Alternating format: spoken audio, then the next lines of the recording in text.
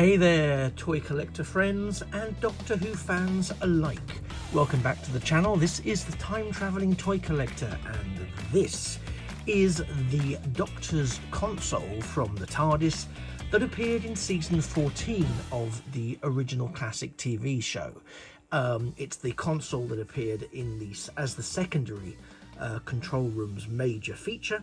And is a very different design, a very huge departure from what had gone before it in the original run of the series from the 60s into the 70s. This is a Hero Collector Eaglemoss model, as will come as no surprise for those of you who've been following the TARDIS collection range. And this is, frankly, one of the slightly more unique approaches to the TARDIS designs. There are a range of TARDIS designs, but the sort of standard classic was the hexagonal white gleaming by 1960s and 70s standards sci-fi staple of the mushroom-shaped, semi-mushroom shaped white flashing console that suggested the advanced technological might of the Time Lord race. In season 14, the design team took the view they wanted to go in a slightly different direction, and lo and behold, the fourth Doctor discovered or rediscovered the secondary control room, although there's some confusion as to whether or not it's actually the primary control room, of which this is the centerpiece. This is the console from that season. And it brings with it a really different aesthetic. It's an aesthetic that does sort of permeate through time a little. And when we revisited the series in the 1996 TV movie, which saw the 7th Doctor regenerate into the 8th Doctor, Paul McGann, their shared TARDIS had a much more gothic feel. And hints of this TARDIS console, particularly sort of the wooden central point that sort of acts as a equator of the design, if you like. I'm sure that's a really inappropriate turn of phrase, but you know what I'm saying. That sort of middle shelf and an expansion of the top area certainly migrated its way into the design aesthetic of the later 7th and certainly the 8th Doctor's time. Which I find really interesting on a personal note. There's also some elements here in terms of I don't really want to call it retro, because we're talking about retro in a period that was in itself something we'd classify as retro now. So I suppose what I want to mention is that I think that the detailing is of a different era entirely, as in it's reminiscent to me, at least, and I'm sure to others, of the Jules Verne sort of 20,000 Leagues Under the Sea, first man, some H.G. Wells type of First Man in the Moon. Just the aesthetic suggests that really somebody took an old-fashioned writing bureau and turned it into a control console for a complex time spaceship, as managed by the fourth Doctor, as played by Tom Baker. So what I can add to this is that this model is also possibly one of the simpler of the Hero Collector models. For a start, you can see that 3 of the panels are closed. They all do have that lovely detailing of the handle, and as you're seeing now, 3 of the panels are open. And they could be opened and closed as needed depending on the sections that were going to be under scrutiny. We also have some panelling on the plinth here and the sort of caster type, I'm going to call them wheels, but there's almost a sense that you could wheel it out and wheel it away again. Doctor Who magazine here in the UK relatively recently provided a diorama for the secondary control room. So what I'm also going to try and do for the end of this, here we've got, as I tend to do for the console reviews, there's a slightly, hopefully a period version of the police box exterior, and the representative figure with the fourth Doctor watching in the background. But what I might do is dig out that diorama for the photo shoot that I tend to try and include at the end of these, and I might insert it into there, and for a bit of fun, see how different Doctors would look working with that console. So, talking of the console, let's have a bit of a closer look. I'm going to lift it up and bring it, because again, it's much easier if I sort of give you a little overview of it. There's as I say, there's not a huge amount to take in with this one, on the basis that there's only sort of 3 active panels that you can really see in. These ones do have buttons and switches and lights, and it's kind of mirrored in this panel. And this one, which I really do find to be possibly the most interesting of the lot, it looks a little bit like a writing cabinet, as we mentioned before. You can see there's like paper and letters shoved into those compartments there. There's an ink pot. There's some of the Doctor's papers. I wonder if that's the book about Sharda. I'm sure it's not. So yeah, the detailing, again, it's lovely, sort of close quarters, almost dollhouse-esque in its design. There is this rail which is in keeping with the design of the whole room. Just pop that back on there for you. And you can see, we'll show you this.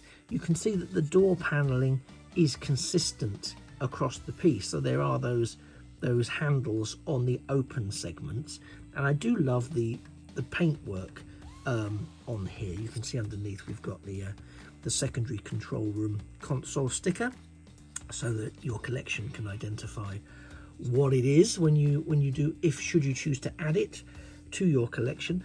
I think it's a really novel piece. I think it's really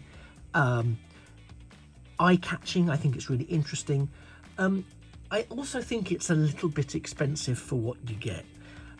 Usually with the Hero Collector models, the price point is relatively and fairly representative of what you're purchasing. I must admit, I balked a little bit because I could see this one was significantly smaller, or at least it feels smaller. It feels more compact than some of what we've seen previously, but nevertheless, it is a beautiful little piece. I just felt, for me, it was ever so slightly overpriced. Also, the opportunity to include, standing in this section here, something akin to the shaving mirror, which appears at a couple of points during the 4th Doctor's use of this console, was a shame, because we already know from advanced model shots, although I understand they are mock-ups, that in a future iteration yet to be released of the consoles, we will be seeing one that appeared during the 11th Doctor's tenure, not currently the 11th Doctor's first console, but actually the one he builds during the episode The Doctor's Wife, which is produced out of spare parts and junk. And that does feature a shaving mirror, from what I could make out from the stills. So it is something within their purview, and they could have done it relatively well, just to give it that additional bit of height, that additional bit of decoration, really, that would make me feel a bit more comfortable with the price point this sat at. That said, and trying to be fair about it, I understand that it has benefited, or late purchasers have benefited from this console's inclusion in a number of Hero Collector sales, so the initial price point has been reduced considerably. That said, if you are a collector, as many of you will be aware, the price point is, again, relative to how much you really want to have this in your collection. And this is something that, up until the point that this was produced, was not something that we would have in our collection. So I, for one, am very pleased to see it added. It also will look really, I think, it'll be really interesting to have a chance to compare this one with the upcoming release of the 8th Doctor's console from the TV movie, and several of the audio adventures produced by Big Finish that span not much of the 8th Doctor's off-TV life. So I'm very looking forward to seeing that. In terms of scaling, well, as ever, I've tried to include, just for background purposes, a hint of the character options range. Again, scaling doesn't work terribly well in terms of the Hero Collector to character options figure range. It's not supposed to. They're very different and distinct merchandise lines. That said, as I'm hopefully giving in a sense from this, with a bit of appropriate framing and a bit of appropriate perspective, you can make this work. And certainly, as we don't have very many TARDIS consoles of any description that are able to be included alongside our 5.5 character option figures, I'll take what I can get, to be honest. And these do look lovely displayed side by side. They really do. It is forming a very strong collection, and I do hope that it's a very strong collection that Hero Collector feel able to continue with, because we are seeing some bolder choices. I for one did not think we would get the 8th Doctor's console, for not just due to licensing and rights issues. I didn't think that they would necessarily go that far. I certainly didn't expect to be seeing the junk console in the from the 11th Doctor's tenure. So I am very optimistic that we will be seeing some more consoles in the future. There are some that I'd be very keen to see. I don't know whether I'd be as keen to see some repaints, because I'm aware that the Master's TARDIS console may appear in the future, and that may just be a bit of a dark repaint of a couple of the previous Doctor consoles that we've seen. But actually, until I get some sight of those, I don't want to commit one way or the other. And who knows, we may also see at some point the Rani's TARDIS console, which did have some interesting quirks to it, so I'd be very pleased to see if that materialises, no pun intended, in the future. But yeah, so we do have a few more already anticipated to come over the next few months, so I'm very much looking forward to getting those in hand and sharing some shots of those with you. As I say, to wrap this one up, I will do some I'll try and do some fun shots with the character options figures and the diorama from Doctor Who magazine, and see if I can make this pop a bit more as part of some toy photography. Ultimately, though, in its natural price state, I think it's a little overpriced for what you get. But equally, I appreciate if they want to keep this range going, they need to charge what they can for what they are putting out there. And I do think some of the other consoles' price point is reasonably balanced. I'm not droning on about the price point because I think it's an overt criticism. It's just a reality, and I know it's one of the things that collectors do obviously have to take into consideration, and quite rightly too. Would I recommend this piece for your collection? Well, if you are collecting the TARDIS consoles, it's a no-brainer to have it, because otherwise you have an incomplete collection. That said, do be mindful that in terms of scaling, it will scale with the Hero Collector and Eaglemoss figurine collection. It doesn't scale perfectly or overly naturally with the character options figures. It's not designed to, but that said, as I've mentioned already, there are ways you can get around that particular problem, if you view it as a problem. And to be honest with you, I don't really, but I am very aware that there might be those who do view it as a problem. In terms of the actual detailing here, I really like it. As I've already pointed out, there are some really nice elements to this. You can see the pen in there. It is well done. You've got these little elements around the main plinth, which, if you can see, the animal faces, luckily not Rassilon and other Time Lords who've been trapped in eternity, but that's there. The paintwork to suggest that this is wood, and very much of the sort of Jules Verne, H.G. Wells kind of literature era, although obviously it isn't that, is excellent, I would say. It's very evocative of I think what they were going for, and I think what they achieved.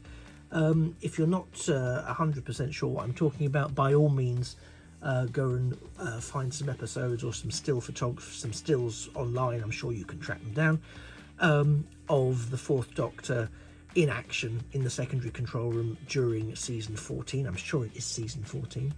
As ever with Eaglemoss Productions and Hero Collector Productions, you do get a short magazine that comes with it, which helps you to understand the design techniques. It does do a breakdown of what you can get on each of the panels and what it's used for. Again, this particular model, they've elected to have the 3 doors open and the other doors closed. I may have, if it was me, opted to have them spread out a bit more rather than 3 next to each other open, 3 next to each other closed, just to make it perhaps more visually interesting. That's not to say it's not visually interesting, but perhaps it would have made it more visually interesting. We won't ever know because it didn't happen. Equally, I can understand why it may have been a design choice, because you do get the option to present it either at an angle or face on, so all 3 doors can be seen at once. So from a display point of view, it may well have been the best option that Hero Collector could go with from their modelling, and in some respects I'm very grateful that they did take that into consideration. As I'm just watching it rotate again, and I am very mindful that this section here is very representative, well, not representative because it obviously came first in the scheme of things, but is very, for me, reminiscent of what we're going to see in the 8th Doctor's TARDIS console structure. And again, very much looking forward to that. If I was to sum up my disappointments, its price point to size was a bit of a disappointment for me, but that may have been addressed now through various sales and reductions. A little bit of height in terms of the very top of the thing. It looks a bit vacant. It could have done with either a model of the shaving mirror which appeared, or something else, just to give it a sense of scope. And again, of course, it also plays into my feeling that it's a little bit lacking is the wrong word, I think, but it's a little bit small. It's a little bit overly compact for what we're used to with the other consoles. Yes, I appreciate it is representative of what the console looked like. They can't go back and retroactively change the design, but within the run of the series, the mirror was added to the top, for example, and that could have been included here just to give it a bit of height. That for me is what it sort of loses a bit. But ultimately, the paneling on the plinth, the design of the casters, the little faces that we have built into the wooden effect structure, the rail around the top, and the detailing on the buttons in the 2 panels that have buttons, and the little storage compartment that really plays into the notion of it being a sort of Victorian, Edwardian kind of writing bureau. I love that, and it I can't argue with the fact that it does look like the console that we got in season 14. So yeah, terrific addition to my collection. It is a matter of personal taste. Hopefully you having an opportunity to see it up close and personal rather than just some still photography will give you an idea as to whether or not it will belong in your collection of TARDIS consoles. For me, I hope you find that it does. If you are interested, by all means head over to the Eaglemoss or Hero Collector websites, where you'll be able to search for TARDIS Console and this should pop up.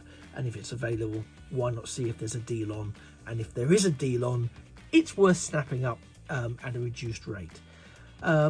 If you found this of any use at all in terms of deciding whether or not you think this should be something you add to your collection, or just having a look at it out of interest and curiosity, then please do hit that thumbs up button. I'd be very grateful, as I would for a subscription to the channel, because also I will be looking to review all of the TARDIS consoles as they materialise. Apologies again. So if you hit subscribe, that way you'll never miss one of those videos, and indeed you can also turn on notifications to really ensure that you're kept up to date with anything that is published on the channel. That may include other Doctor Who figures, it may include Transformers or Star Wars, it may include some Supernatural merchandise, it could include some Star Trek merchandise, it could include any number of things. So, come along for the ride as we look at Toys Through Time and indeed time-travelling toys, which is a bit like this. I would just say, however, this is a display model piece. It isn't really a toy, as is often the case with Hero Collector products. It is quite robust, and you'll hear as I tap it, it's predominantly plastic infused with resin. Often Hero Collector do tell us that there's die cast in the models. I'm not really getting a sense of that with this one, but it is, you know, it's solid. It feels strong. It's certainly a lot more robust than some other Hero Collector products. But again, it's not, and I do stress this, it's not a toy. And I do think a couple of knocks, or the one knock in the wrong place, would either sever it in half or would take off one of these doors, or indeed the rail at the top. That's not to say they feel loose or unsafe. They don't at all. It's very sturdy, very robust. Ooh, I can do all the tapping and I feel quite safe doing that. I'm just sort of, as a general word of caution, do be mindful how you store it, how you lift it up, and what you do in terms of display or play. Anyway, thank you very much for joining me for the last 20 or so minutes. As I mentioned, I will try and get some of those shots in the closing element of the video to try and give you some sense of what it looks like in scale with other figures, and I might go black and white for the 60s figures and then colorize for the 70s onwards. So Tom's here looking at it from his Fourth Doctor point of view, so I might give him a skip and just go out with some other Doctors instead. Brilliant. Thank you very much for staying. As I say, I hope it's been useful. Thanks for hanging on to the bitter end. I hope it's not too bitter, and I look forward to seeing you in a future video. You have been a fantastic audience. This has been the Fourth Doctor's TARDIS console from the secondary control room as produced by Hero Collector. I've been the time-travelling toy collector, and until next time, remember that a thing of beauty really is a toy forever. Okay, take care, and bye for now.